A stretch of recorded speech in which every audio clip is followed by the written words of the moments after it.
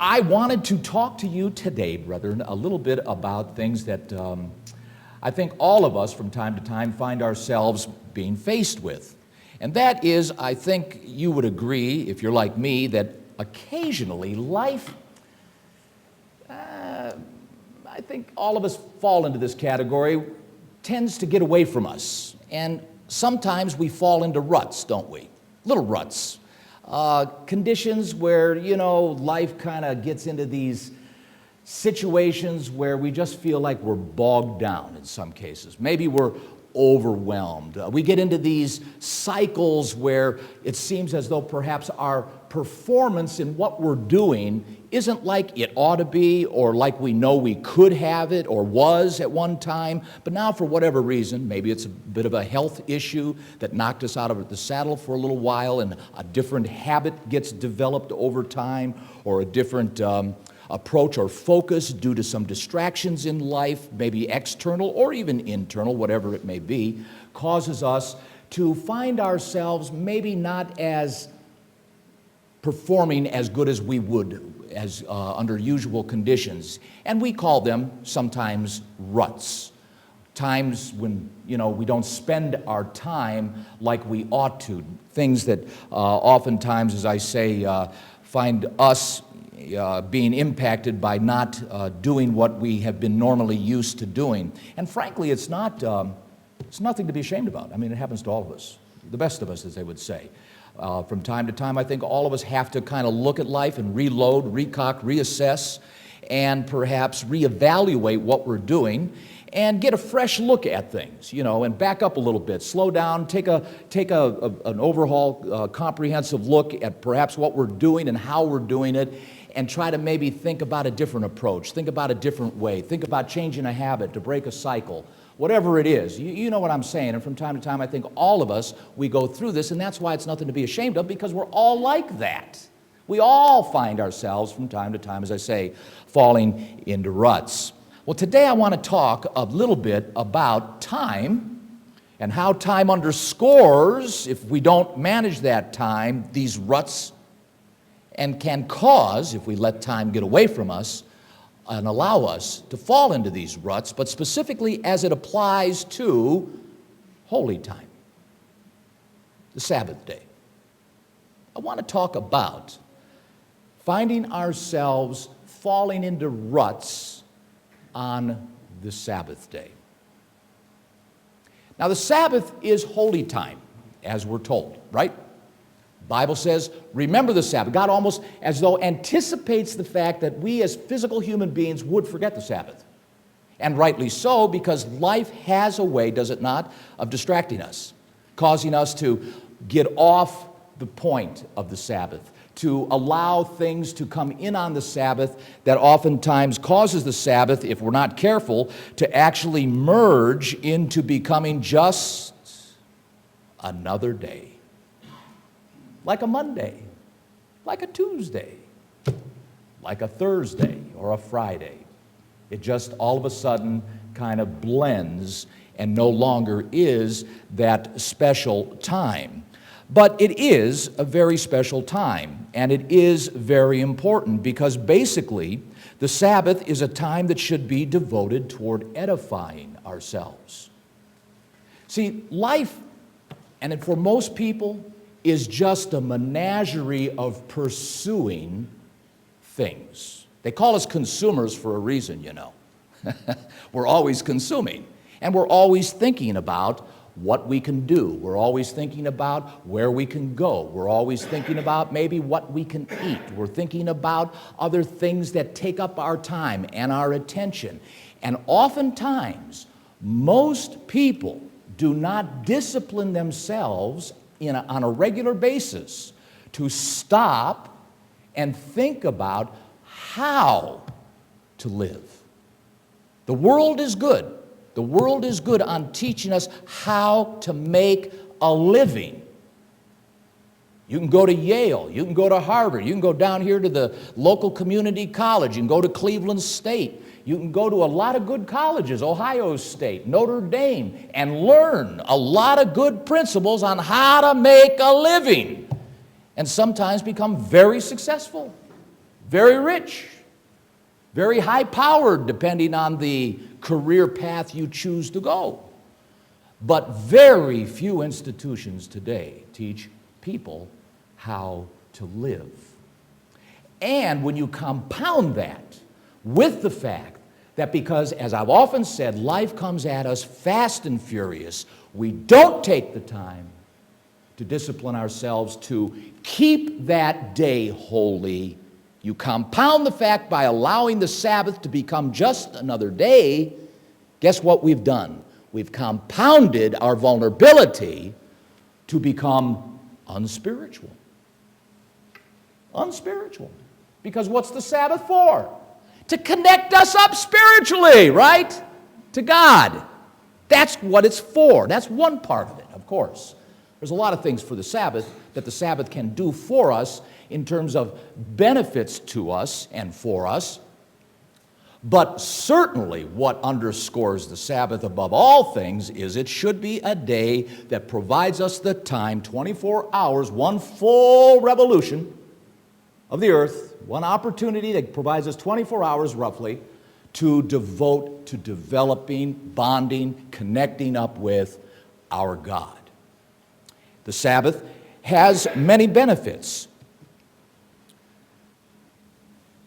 I want to take opportunity here. The Sabbath.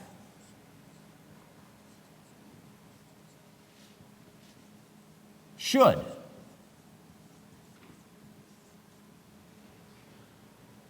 one, provide perspective.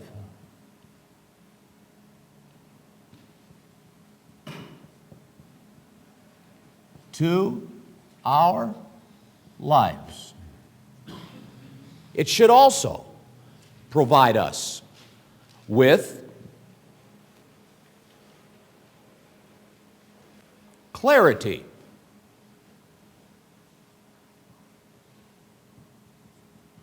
To our lives. Actually, clarity to our objectives. It should also provide us with, I think I'll just take this with me.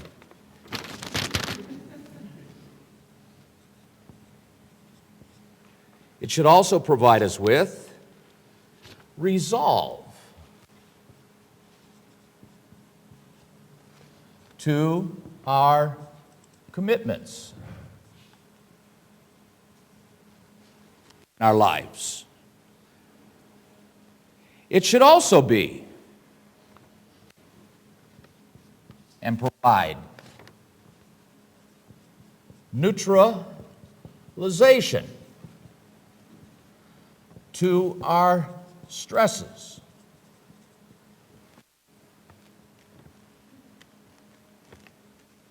These are things, brethren, that it should do. That takes time to do. That takes time to do. We can add also that it should provide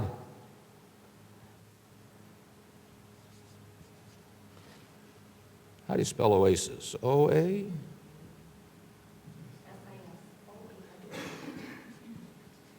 Oasis to our lives. It should be a reprieve. It should be where we can exhale, take some time to relax, because nobody can go out and force you to cut the grass. Nobody can force you to fix the toilet. All us guys don't have to have Father's Day, just have to have the Sabbath day. You don't have to go and fix nothing. And the ladies can also take a break as well. No house cleaning. No really, doing what things that you normally do. Maybe even, not necessarily, take all the time that you usually do when you cook. Maybe cut back a little bit or do some preparation on the day before if possible to minimize the cooking on this particular time or particular day. But it should definitely be, and this is certainly something that I think all of us can identify with, it should provide recharging to us and give us the next, the charge that we need to face the next week, to provide us with the energy and again the resolve and the commitment and, as I say, the rededication of one's efforts toward continuing to do whatever you've got to do to muddle through whatever your life is putting you in and through. The Sabbath is, brethren, a very strong, effective tool to help you in your life. It really is. Unfortunately, most people do not recognize the Sabbath for the value that it presents. But the problem is, all of this that the Sabbath should do for us, perspective, clarity, resolve, neutralization, an oasis, recharging, which are all benefits. They're not features. People might say, well, these are features, Bill. No. They're benefits because you can translate into how you feel. How does recharging benefit you? How does neutralizing your stresses benefit you? Well, it can benefit you by maybe lowering your blood pressure. You know? It can benefit you by perhaps allowing you to feel more relaxed and less anxious and less nervous about certain things, because you know God has your best interest at heart. And how do you know that? Because you're taking the time to reassure yourself in this oasis of refreshment that provides you with the opportunity to do some things on the Sabbath that perhaps during the week you don't have the time to do it because of the demands you have on your life, whether it be your job, your career pursuits, your friends, other obligations that you might have, and all those things. And we're going to talk a little bit about that because I want to ultimately get to some suggestions that I'd like to leave with all of you today. But the point of it is, this is not easy to do. It's not easy to do. Many of us fall off, as they would say, the wagon, because life has a tendency to knock us out of the saddle from time to time. Oh, it's so-and-so's birthday. Oh, we gotta go here. Oh, the boss is calling. I got an emergency. Yeah, whatever it may be. And granted, there are reasons. There are horses in the ditches on the Sabbath day that are indeed and in fact legitimate. I say that figuratively speaking. You know, emergencies come up. They come up in all of our lives. We all have things that come up that we have to tend to immediately, and sometimes maybe it is on the Sabbath. And there's nothing you can do about it. In my business, when I ran my water treatment business, I was always vulnerable to emergencies because a lot of my customers were in the medical field. And so what I would do is I would install what I called bypass valves, subtitled Sabbath valves. And I learned a long time ago that when the phone rang and I was the only chief cook and bottle washer of my company starting it, I would pick up the answering service and they would say, oh, Cleveland Clinic's got an emergency, you got to go to the dialysis. I'd say, oh, no. I'd just pick up the phone, call the guy and tell him to turn valve number 12. You'd be on bypass till the night. When the sun set, I'd show up. But I mean, that's the way you do it. You plan, you see, but sometimes we're not always that good at planning, and consequently we become vulnerable to being knocked out of the saddle. How we become vulnerable in being knocked out of the saddle is we fail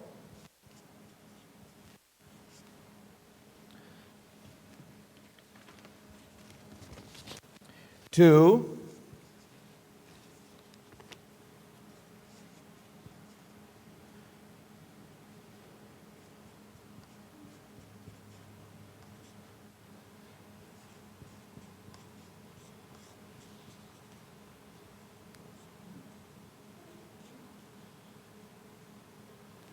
That's what you call not planning. You run out of space. And the reason this happens is because we allow our time to get away from us. We allow intrusions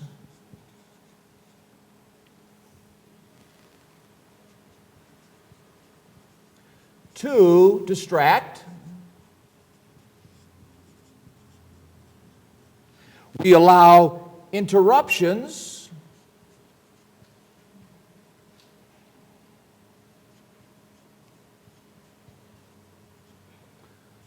to divert. Somebody calls and you go, but we allow it. And we allow encroachments.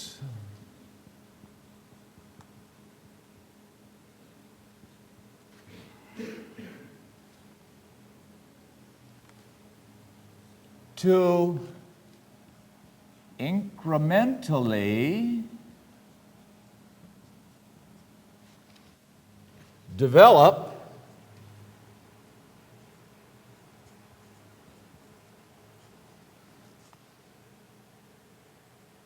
a lifestyle. Brethren, if you're going to be a Christian, can't make apologies for this. You cannot let this world encroach on God's time. Because see, this is not your time. Like it or not, this is not your time. That is spiritual. You want to know something spiritual? That is spiritual. There is a spirit being called Yahweh, who at the beginning of creation, in his spirit form, breathed air into a being called Adam on the 6th day, Genesis chapter 1. Chapter 2 of Genesis, which means the beginning, he spent that time teaching Adam. And he blessed that day, the 7th day, of which one of the 12 tribes, the only remaining tribe on earth today that has a direct connection to this Bible and that book in the Torah called Genesis, the Jews who keep the Sabbath day have not allowed that day to be lost. God made sure of that. Not them, God made sure. But through them, we see the reflection of that day, that spiritual day, because God put his presence in that day. Today. Today is the Sabbath day. Not tomorrow, Sunday. No. That's the first day. Monday is the second day. Not any day is the Sabbath day. That's not true. That's not right. The Bible says one day is the Sabbath day. The 7th day. That's the day God put his presence in it, set it apart and sanctified it, and of which then, from that point on, has become holy time. That's spiritual. That is spiritual for all of us to realize and to recognize. And we need to understand that. Hence the challenge. The world and Satan and all of his minions are bound and determined to get you to compromise this day. They will do their devil-headed best to do what they can to get you to violate this day, to merge it, and to compromise it to the point where it means nothing to you anymore. Because they don't like this day. Why? It has a direct spiritual, I want to emphasize that. It's spiritual. It's a definite spiritual connection to God. And he doesn't want you connected to God. Especially with this much time on your hands to devote to what I'm about to share with you. He doesn't want that.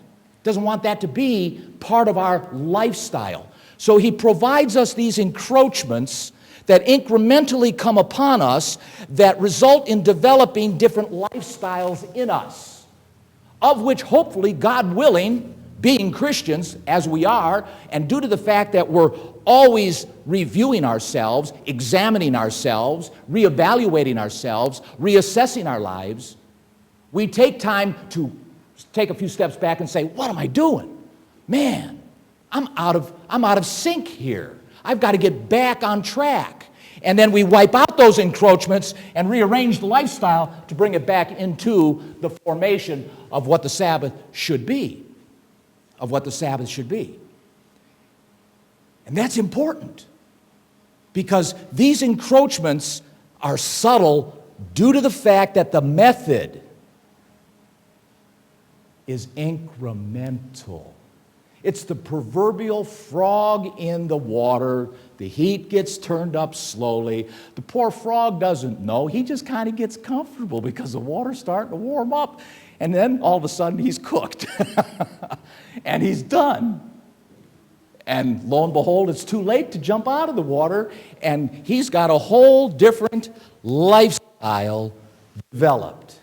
And all along here, brethren, decisions are made that cause us to fail the discipline of the time and, of course, ourselves, which, as a result, as I say, usually will result then in the violation of the Sabbath. Over here in Isaiah chapter 58, I'm going to turn back here to lay down some premises about the Sabbath, of which we've been talking about.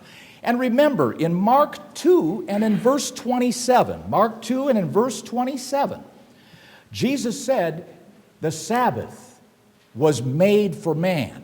Remember that? The Sabbath was made for man. That means the Sabbath serves us. We don't serve the Sabbath. In other words, it should not be viewed as a burden. Oh man, the Sabbath is here. I gotta stop everything. Bad, gets in my way. Wish I didn't have the Sabbath, Bogs me down, crimps my style. Boy. No. That's not the way it is. The Sabbath actually was made for us to benefit by. Now, we got to get to that point because being human, we don't gravitate to that naturally. Naturally, most people would view somebody telling you what to do, like God saying, this is holy time, and I expect you to, at this point, take time out of your normal busy life of 6 days of what you normally do and chill a little bit. And here's how I'd like you to chill. Would look at that as infringement, impingement, interference on my life. How dare you say I should do this? Well, I'm only God, but most people unfortunately want God in their own image, and as a result would prefer God not to say what I'm about to read here in verse 13 of Isaiah 58. He says, through the prophet Isaiah, if you turn away your foot from the Sabbath, from doing your pleasure on my holy day, and call the Sabbath a delight, and that word pleasure means desire, your affairs. You put aside your plans. You put to the side. That's what he's saying. If you do that and call the Sabbath a delight, the holy of the Lord honorable, and shall honor him, not doing your own ways, not finding your own pleasures, nor speaking your own words. And this basically means doing your own business in the Hebrew syntax of the construction of this language. It means essentially stopping to do your business, preventing yourself from it. Then shall you delight yourself in the Lord. I will cause you to ride upon the high places of the earth and feed you with the heritage of Jacob your father. What was the heritage of Jacob? Wealth. Not that I'm implying here that if you keep the Sabbath, you're going to be wealthy, because obviously Christians in third worlds, no matter how obedient they are to the Sabbath, are going to be limited in many respects to their physical wealth, capability, and potential by virtue of just the environment that they're in. I mean, that's just the way it is. If you live in Kenya, or if you live in Zimbabwe, or someplace perhaps in the hills of Jamaica even, you're never going to have a CTS Cadillac parked in the front of your yard. It's just not going to happen in most cases. But that's not what we're talking about here. What we're talking about is the relationship primarily that you would have with God, which should be healthy and wealthy in that regard. And that certainly was the heritage of Jacob, to have a good relationship with God. For the mouth of the Lord has spoken it. Now turn with me also real quickly here to Matthew chapter 12 to add some insight about the Sabbath. So the Sabbath should be a delight. And it should be a help, and it should be beneficial. And unfortunately, many people, as I said, look at the Sabbath as a burden. The Pharisees did that. The Pharisees looked at the Sabbath as a burden. They certainly did, and Jesus had to take them to task in many instances. And here in chapter 12, you see that. Here, Verse 1, Jesus, the writer, that is Matthew, states, "At that time, Jesus went on the Sabbath day through the corn, which was basically, should be more wheat. His disciples were hungry. They began to pluck the ears of corn and to eat it." Actually, it was wheat. "But when the Pharisees saw it, they said unto him, Behold, your disciples that which is not lawful do upon the Sabbath day." And what they were doing here is, this was wheat. They were taking it from the wheat, and they were now threshing. That was work to get to the wheat. That was how, minuscule and picky the Pharisees were. It wasn't the fact that they picked the wheat out of the field. It was the fact that they picked it and then they started threshing it to get to the heart of the wheat for the flavor and, of course, the taste and the value, food value of it. And that's what the Pharisees were upset about. That goes back to the Talmud. It has nothing to do with the Ten Commandments.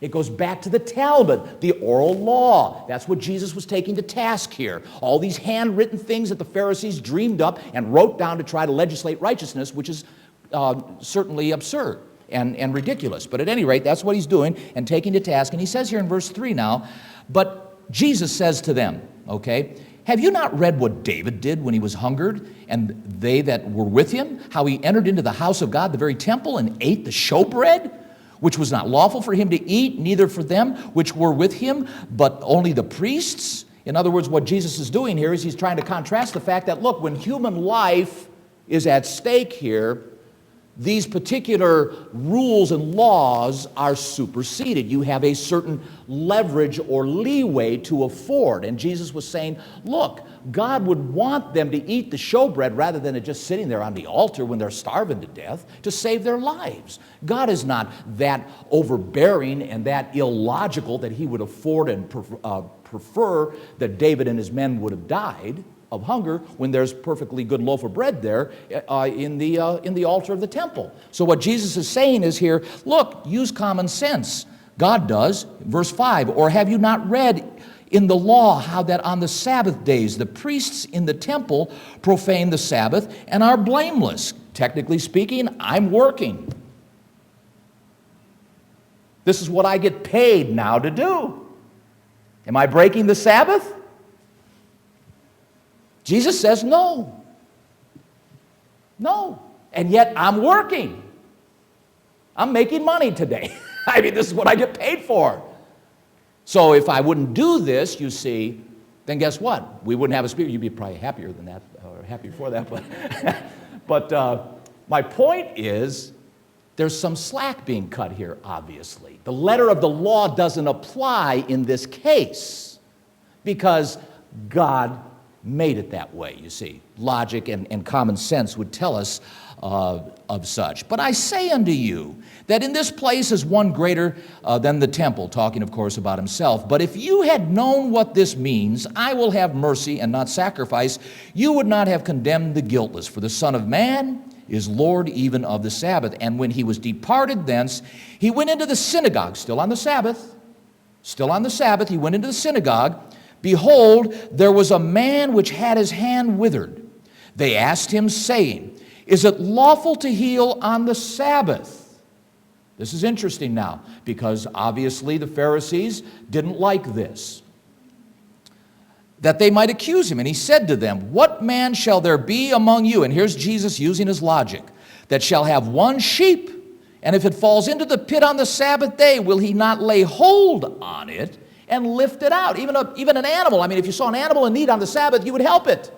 Dog, cat, a sheep, a cow, whatever it might be. There were even rules that if the cow was in the mud up to a certain point, you did have legal right, at least according to the Pharisees, to pull the cow out of the mud. Now, if it wasn't up to the mud at that point, then you had to leave the cow all afternoon in the mud, go to synagogue, and then come back, and at night, after the sun set, go get the cow. And that was a little bit on the crazy side, having that kind of rule, because Jesus says here, there's no such rules as far as God is concerned in the Torah. Fact of it is, if an animal needs help, go help him. Go help him. He doesn't need to be in mud up to 3 feet instead of 2.5. That's silliness. So he goes on here. How much then, verse 12, is a man better than a sheep? Well, it goes without saying. Wherefore it is lawful, and here's the point, brethren, it's lawful to do well on the Sabbath days. And so often, we don't plan our Sabbaths. And see, this goes to this point that it is good to do well on the Sabbath, but sometimes to do well takes planning. We need to plan our Sabbaths.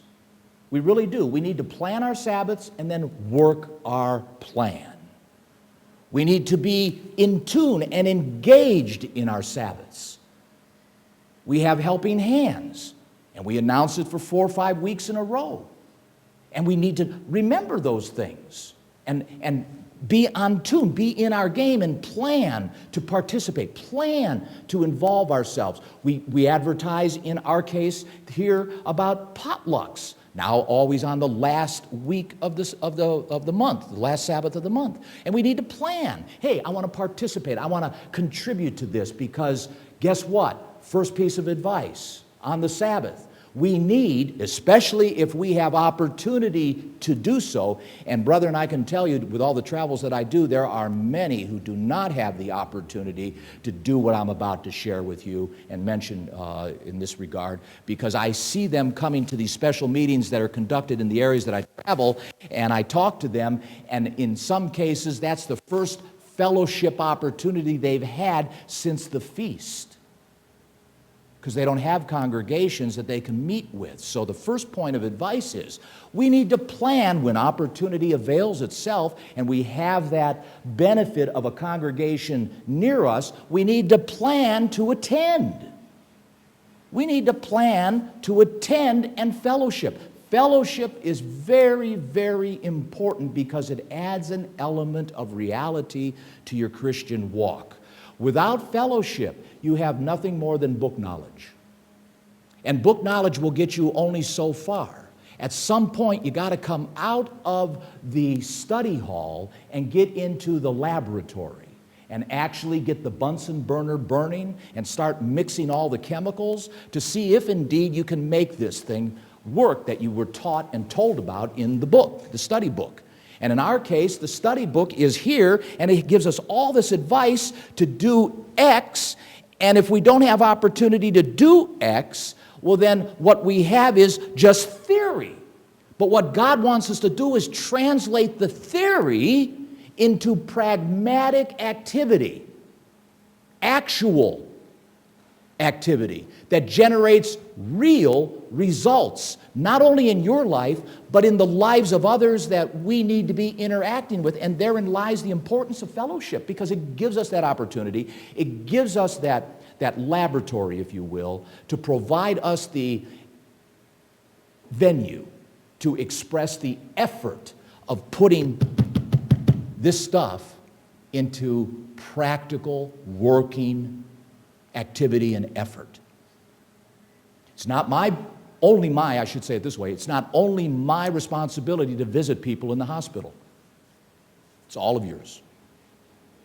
It's not only my responsibility as a minister to call people to ask them how they're doing. It's all of yours.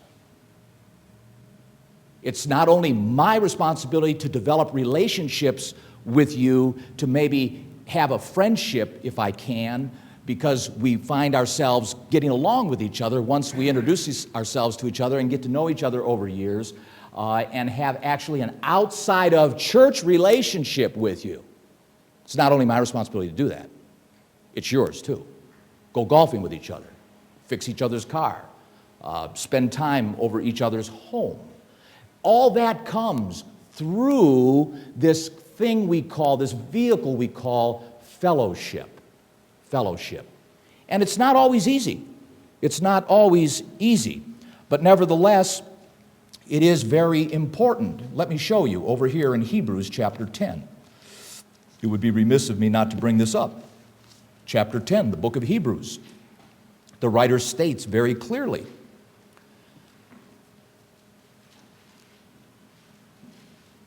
"Let us draw near with a true heart,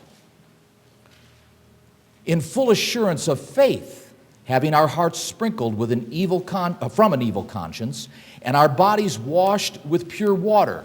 Let us hold fast the profession of our faith, without wavering, without doubtful disputations. For he is faithful that promised." Verse 24, chapter 10, book of Hebrews. "And let us consider one another to provoke," and that basically means to encourage, in this particular case, to encourage unto love and to good works. So let us consider one another and encourage each other unto good works. That means that can't be done without contact. I mean, you got to have contact, at least by the telephone. Bella needs contact. Bella needs contact from her friends. All of you, not just me, all of you as well. Diana needs contact. She's sick. She can't hardly drive. She comes into this building, she freezes to death, she says. Whether you believe that or not is not important. That's what she believes. That's all that matters, you see. These are the things that we need to get over and serve unjudgmentally in some respects. Because that's just the way it is. We need each other, brethren. We really do need each other. Fellowship is just that, being a fellow toward each other in this respect, and a friend when need arises. "Not forsaking the assembling of yourselves," verse 25, "together, as the manner of some is," and oh, there are a lot out there who would just prefer to stay home. And to God's church, to the demise of God's church, to the sad part or sad side of God's church, there's unfortunately far too many of them who would prefer to stay home. But I understand it. It's not a criticism, because I understand it. A lot of people have been hurt over the last few decades from what has been considered to be organized religion, which organizations represent as organized religions. But that's sad. It really is. And somehow that trust and comfort level needs to be revived and recaptured on behalf of some of these. "But not forsaking the assembling of themselves," or ourselves together as the manner of some is, "but exhorting one another, and so much the more as you see the day approaching." And boy, it is, because it's very encouraging to be able to meet with people of like mind. Meet with people that agree with you on certain things, whether they be social issues, whether they be religious issues. Talking to individuals there in New York City when I was there last week, and talking to those individuals that do not have the background that we have in our church culture was a very delicate process, because some of them were there only for just a few reasons, of which were very limited because they've just been watching the Armor of God program for a few, maybe months, or in some cases a few years, and they find the information interesting, but not interesting enough to change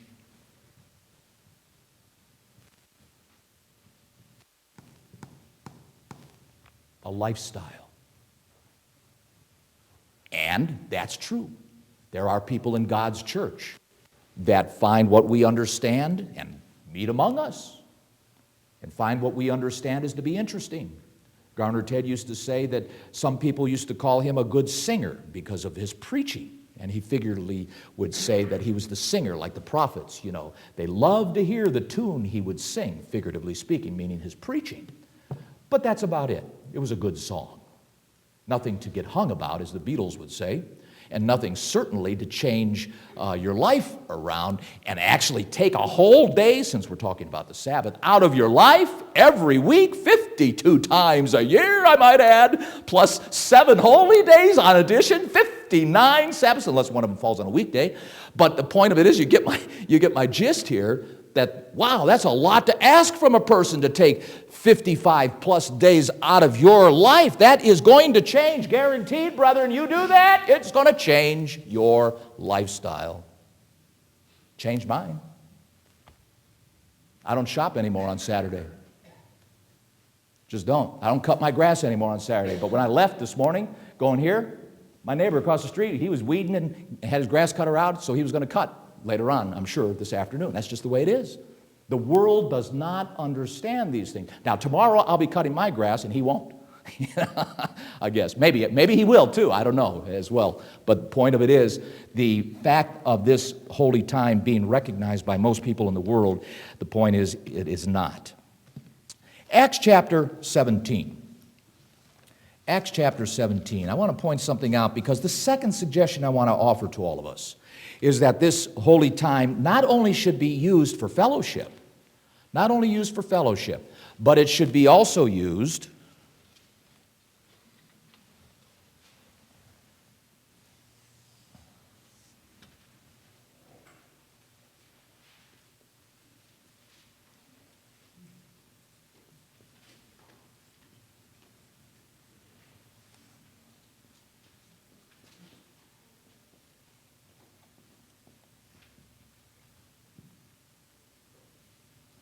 study. It should be used for study. Here in Acts chapter 17, it was interesting to note in Paul's travels, as he states here in chapter 17 of verse 10, the brethren immediately sent away Paul and Silas by night to Berea, who, coming there, went into the synagogue of the Jews, verse 11 now. And there, these were more noble than those in Thessalonica.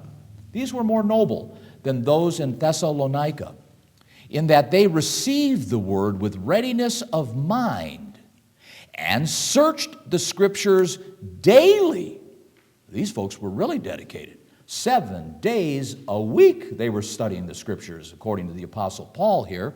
And he said whether those things were so. So they were engaged and certainly very enlightened. Over here in 2 Timothy, the Apostle Paul, again, writing to this young man who was in his teens at this time. He was a young man, maybe around 17, 18, maybe 19 years old, but was well recognized by Paul to have certain potential, and one who Paul was very interested in mentoring and nurturing along the lines of ministry. And here in chapter 2, 2 Timothy chapter 2, he states here that in verse 15, giving Timothy this advice: study to show yourself approved unto God, a workman that needs not to be ashamed, rightly dividing the word of truth. Shun profane and vain babblings, for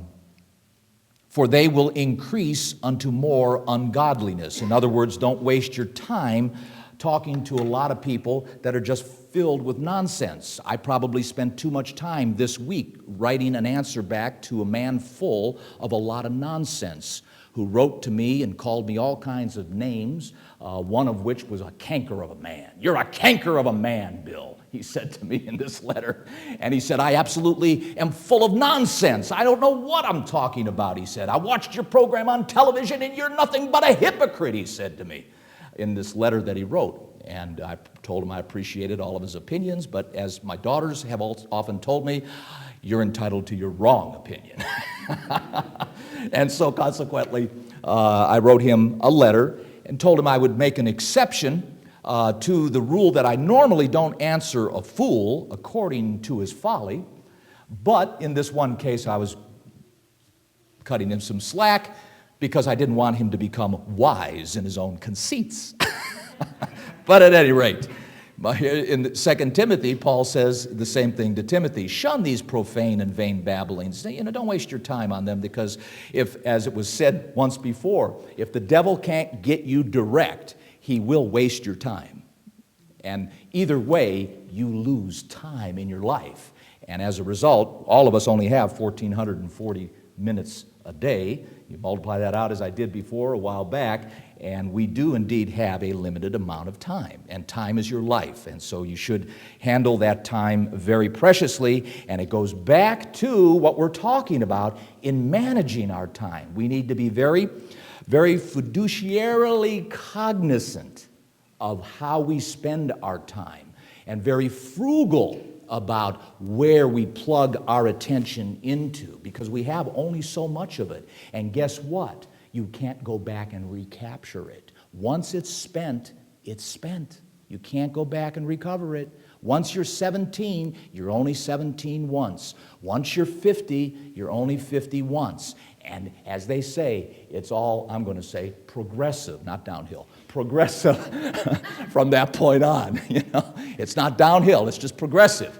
And consequently, my point again being that life is limited, and it is very limited. And so we need to plan to make time to study. Very important. Take time to spend extra time in prayer, doing the spiritual things. Meditate. Go out in your backyard if you have a nice quiet backyard, or someplace where you can have quiet, and maybe put your Bose headphones on so you can lock out all the noise around you, or whatever you have, that you can have some quiet time somewhere, and think about the things that you study. Don't just read through it, think about it. Let it percolate a little bit. Let it metastasize. Let it take root in you as you read down through the Psalms or the Proverbs and try to remember some of these words of wisdom of which the Bible is full of. Because disciplining ourselves to forget our problems, to unplug our problems, unplug us from our problems, will help us to neutralize the stress. You got to have that time, brethren, to unplug. I've told you time and time again, I can't watch 24/7 news anymore. I just can't do it. I got to unplug. Besides that, they end up repeating themselves anyway after a while. But you get my point. You've got to get away from it eventually at some point to get a new perspective on it. To allow yourself to have this perspective to your life, and you don't allow the small things to overwhelm you where they become bigger things. Again, it's been said, you have control. You have control on how big your problems can get, because you control your problems right here between your ears.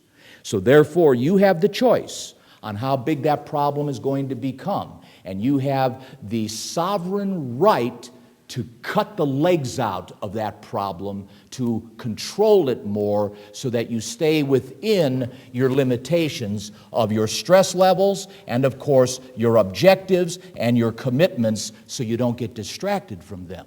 Because there are more important things in life that we deal with. Can you see this okay? There you go. That we need to be aware of, so that we don't allow our lives to get out of control. Third, let me suggest this as well as another piece of advice to help us keep focused and plugged into the Sabbath. We talked about fellowship. We talked about taking time to study. And we need, thirdly, to take personal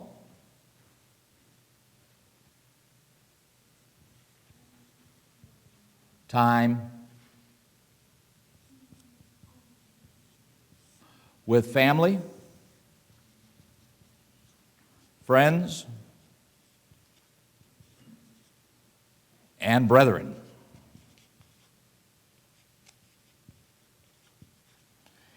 And that means also that sometimes you can't do it all on one Sabbath. This comes into the point of planning.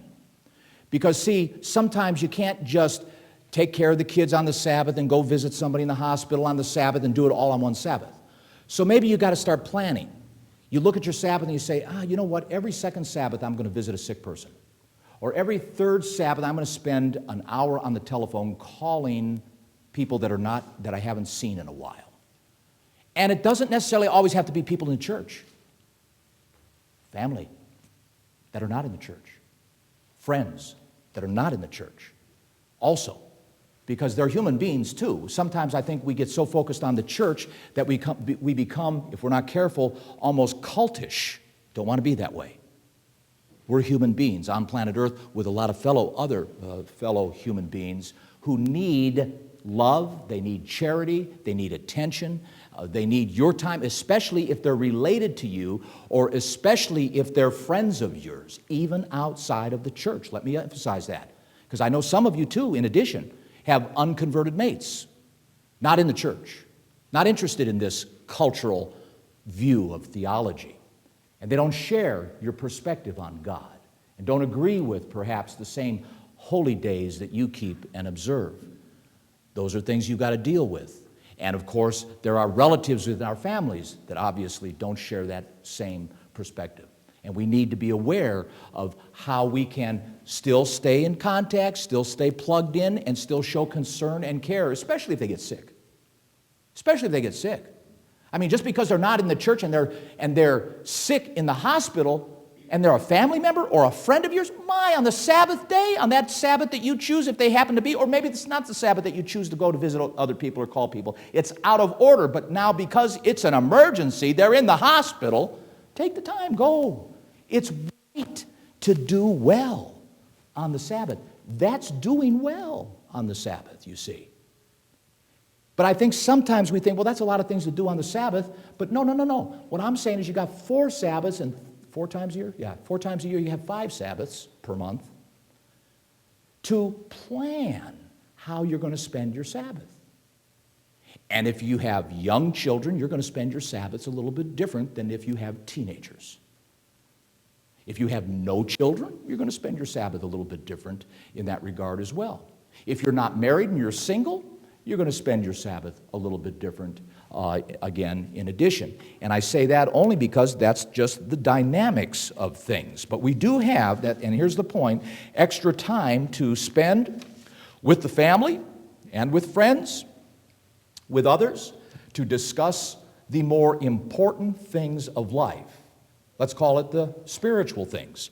And again, the challenge is staying on point of attempting to try to achieve these particular objectives and goals that the Sabbath should serve us for and toward to make our lives more relaxed, more manageable, our attitudes more controlled, and of course, our relationship with God by doing these things, of course, stronger in our connection with Him as we walk in this relationship that we're trying to build. The Sabbath, brethren, let me reemphasize, is a tremendous tool.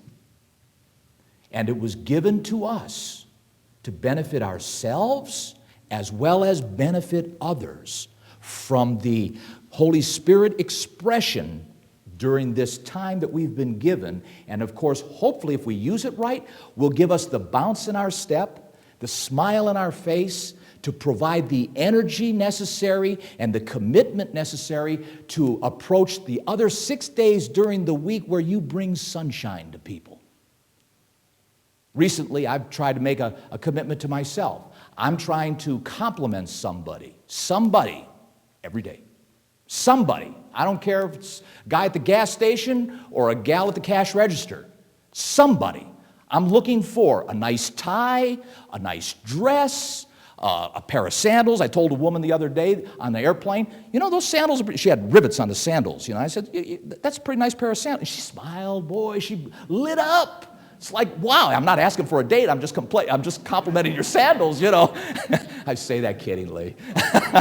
I'm sure, I didn't even know she thought I was good looking. Who knows, you know. But I'm just saying, you compliment. I'm trying to do this for me. Little things, goals, objectives.